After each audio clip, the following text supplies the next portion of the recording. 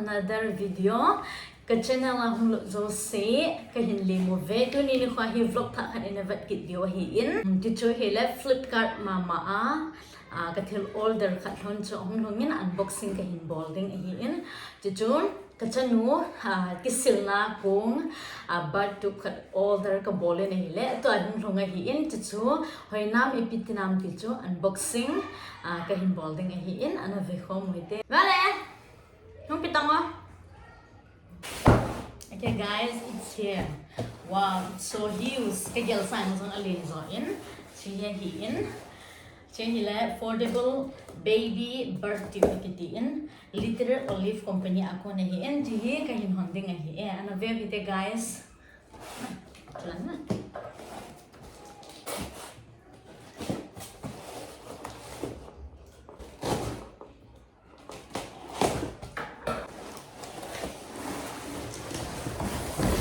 Wow, this is so beautiful. Very original but it's going to be here in. Guys, it's a pink color here in. She here kadai nahi madan nahi po in. Chazong special ta in ko som ta awin. She kisil di ting le ay mot na ding kizam sa anong ta ma chai kinong ding nem tip ma so ay kisil ding in. Chazong le Chubahin temperature na umin chai tui hi degree Celsius is ang tichu asat dan dan na umin to room temperature ong aki mupay 20.8 degrees Celsius ay in tulay ta room temperature niya.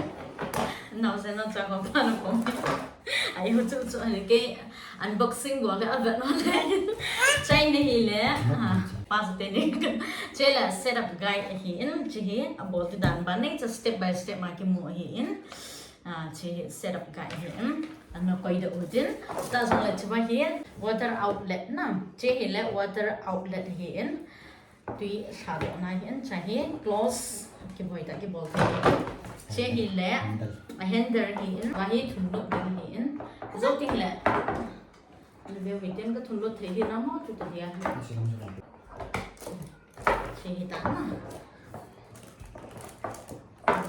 chăm phải để em có thuần hiện lấy cái đó nó có cuốn thì pin lấy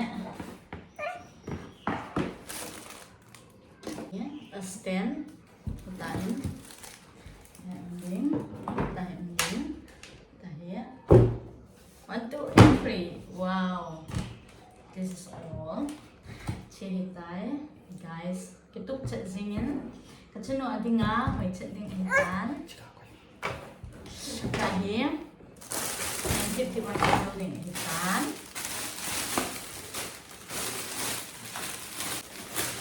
Ang din hoy pepe ing kating. Sila nga di ha hoy lang pena di ha. Sila zo na. Sila nga di hin. Okay, got try with it.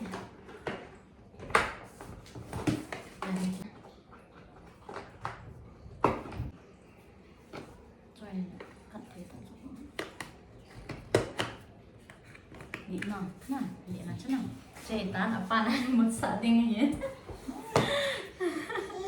guys lại pa asil ni jangan bol pepe hani baby nang sing apa chai ni kisil ji kita chứ nào Elia chalo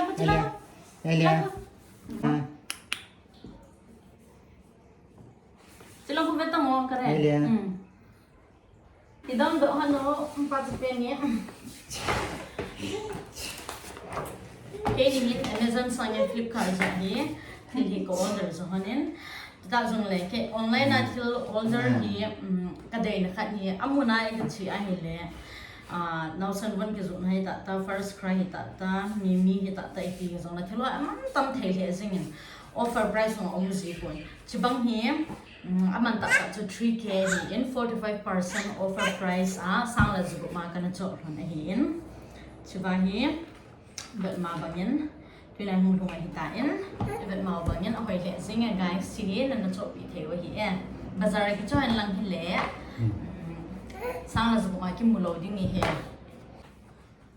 temperature bet na pa cho chi hi in cha khao jang neu cha khat au min chupa hi ya tui la koi ziding tui lum idei dan Patrick ibet zo ding le ichan geam alum dan chu chahi vet ziding hi in si battery ki tu thei hi zon tu de dia hi company in ready made sa hin koi hi zin chi hi oi le zing tu de dia hi company in ready made sa hin koi hi in si chu ichan hung ki zon dia mang ki po in abai ting le anu ya he battery tu na um hi em chu chun hi in tin chi hi sil zo ting le hi thật ding chi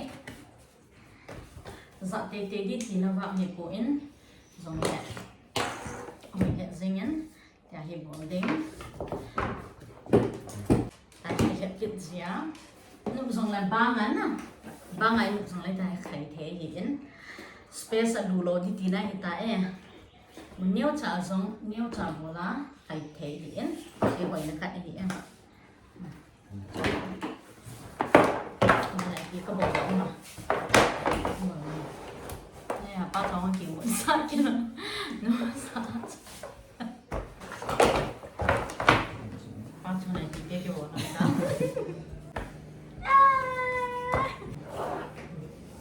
anh guys si cho hiện tôi nhìn có video ito cái cho cái gel bangin ahoy selin aki tu chat zingin dam le now sen zong zinga ko na ama kung di mo mga kisil dita na le to hi le von so na von hovel ga di ha na kung kha so so je hone hi cho za da di to ka dai lo je pa to cho order ka bol pi hone hi e mu ba mo chun Flipkart little olive company ako ni hi in tu lai ta in zong offer om na lai na in give it theo hi in now send cái bang now send nei ho in give it theo hi en ji chu